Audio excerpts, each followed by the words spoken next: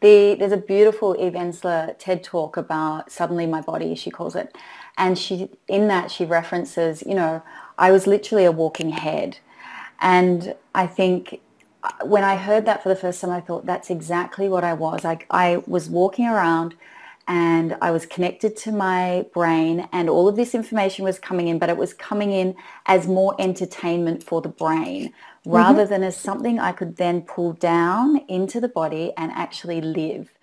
And it's a work in progress because it's not like you've done it once and then all of a sudden you have a get out of jail free card and you're good to go forever. Yeah. It doesn't work like that. Healing is ongoing. Yes. Especially because new scenarios will bring that to us and will bring that opportunity to us to learn and think, oh, hang on, I need to do this differently in this scenario or in this situation.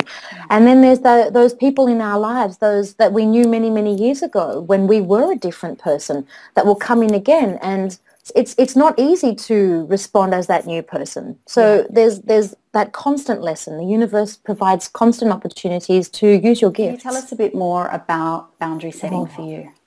Boundaries, they're funny old things. You only ever need them when you've lost them, don't you? Oh. Absolutely. And then when they work well, things change and you've got to redefine them all over again. Yeah. So did you have, part of my feeling is that a lot of people who end up with some level of adrenal burnout, whatever that looks like for them, had some issue around boundaries. Perhaps it looks like saying no or, wanting to get involved in everything or pleasing others, whatever their boundary story is. How did that work for you? How did that show itself up in your life?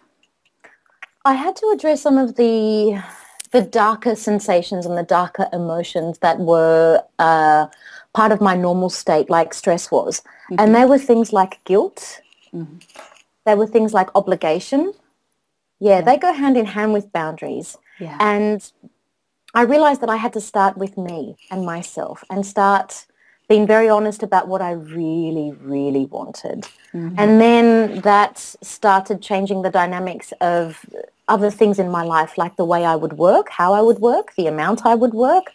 And it also changed the dynamics of people in my life. So I moved from the bustling and thriving inner west and created a sanctuary for my home